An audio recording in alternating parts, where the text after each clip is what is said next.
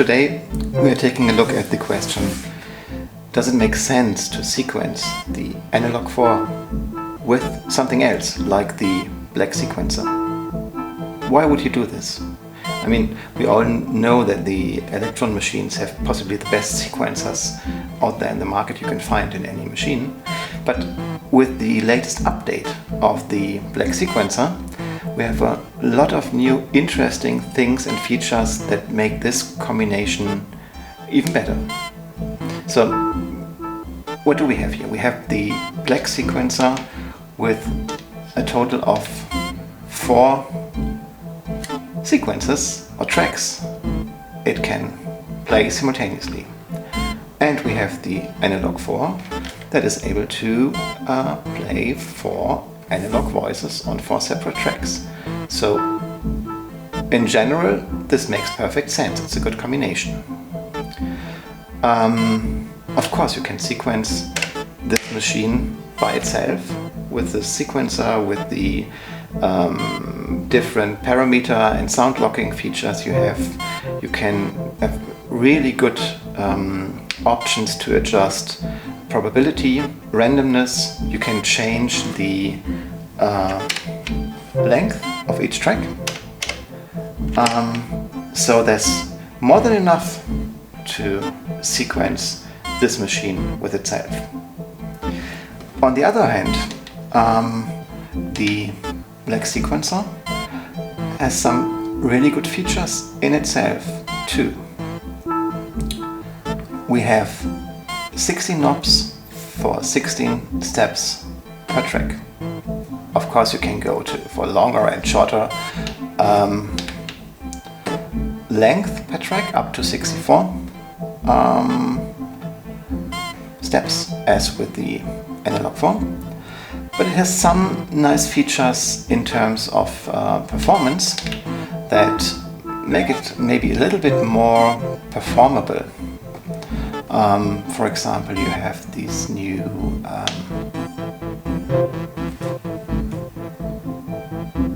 performance knobs here, each per sequence, that you can use easily to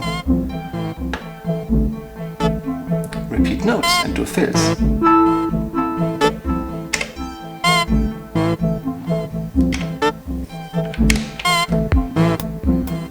Then we have some really interesting options to work with patterns and pattern chains.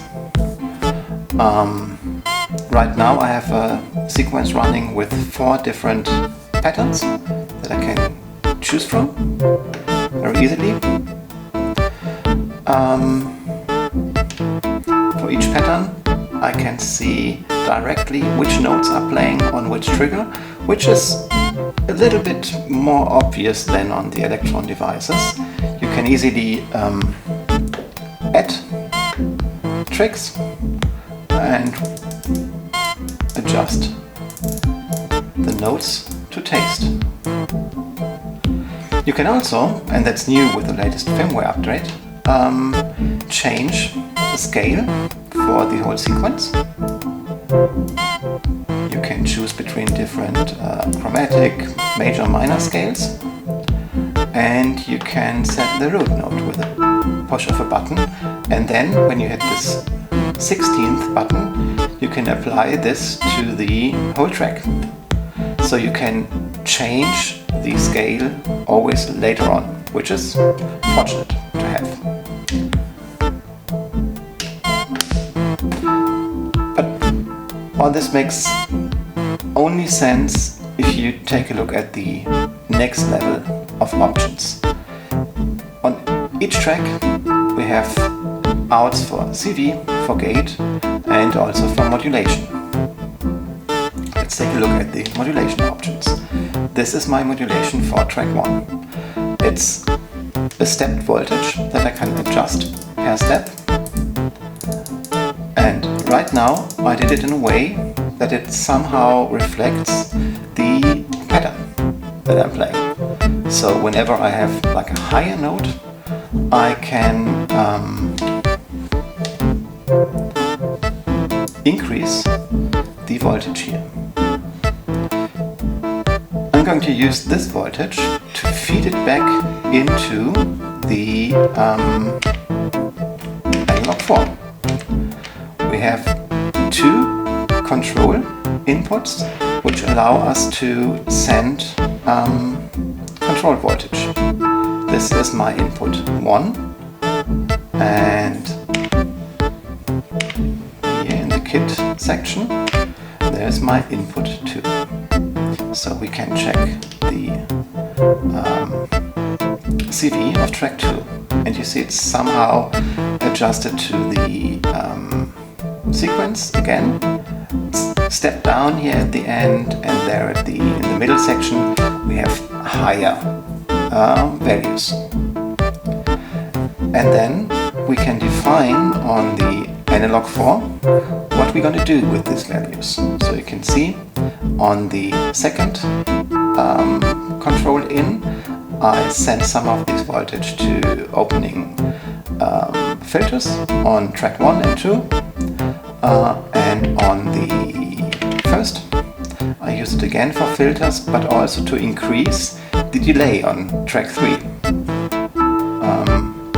So we can really modulate the whole sequence with external CV, and we can even do this one step further. As I said, I'm using the CV generated from the Black Sequencer, but I don't send it directly into the Analog 4. I use this 3x MIA device, which helps me to combine voltages.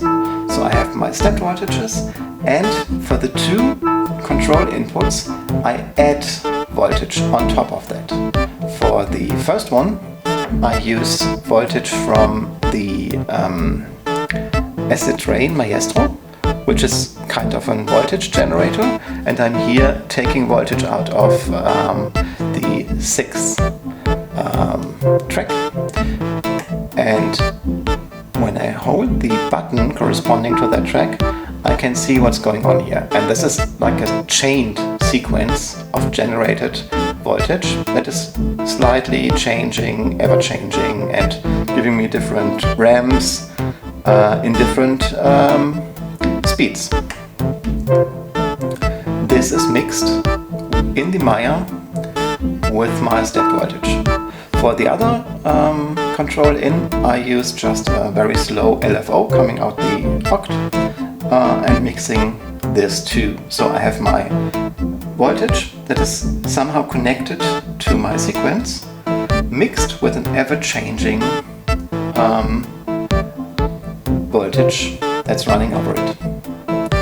And then I go into the Lapsus OS. This is like an attenuator, so I have my two control inputs coming out of the MIA into the Lapsus, and when these filters are up, they are at the maximum value. And if I decrease these, you can see that the incoming voltage is now close to 0. Let me open up the first one again, and you see it's a very subtle modulation. Same goes for the second step. Let me open this up. Okay, now we are running again. That's a control voltage, but there's some more tricks which you can do. Let me change the pattern. Now, let's take a look at the different tracks I'm using here. The first track is running it's running forward across 14 steps. The next one is running forward across 16, and here we are at 13. So they are polyrhythmic, generally coming from this machine. Let's take a look at the Analog 4. For the first track here, I'm using 14 steps. 12, 16 and 16. So these are independent from the steps of the Black Sequencer.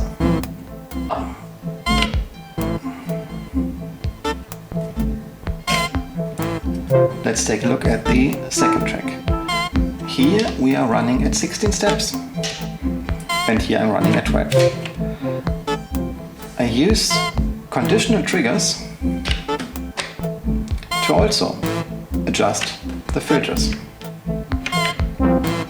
and also adjust sustain, decay, and now, and also we also use, of course, the internal LFOs to adjust the filter and the delay. So we have now four different layers of modulation. Some are tied to the sequence, some are free running, some are again tied to the sequence but in a different rhythm. And then we can also add probability to these triggers. So this filter change will only take effect every 1 out of 3 steps. And with all these different modulations and the combination of the internal and the external sequencer, you can do quite interesting things, to be honest. And if you then, and that will be a topic for the next video, go one step further and take the modulation outputs from the Black Sequencer and use these to modulate things in the rack, you can get way more stuff going.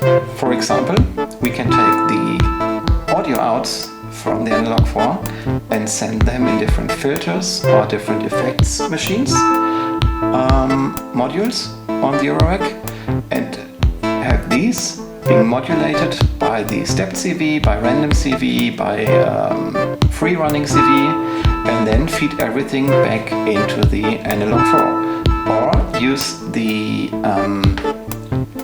voltages and send the voltage back into your DAW, like Ableton, and use it there to affect certain filters or other effects in your chain. And then you can also use some of the integrated effects of the Analog 4 and more or less let everything come together. So, long story short, let me just turn off the drums. Oh, by the way, if you sequence from another device, you can still use the internal sequencer for certain tracks, like I do here. Track number 4 is fully sequenced by the machine itself and is giving me some nice little drums in the background. So we can combine things. Yes, so to sum everything up, it might be interesting to take a look and explore possibilities how you can use a sequencer like the Black Sequencer to add another layer of options and structure to your Analog 4.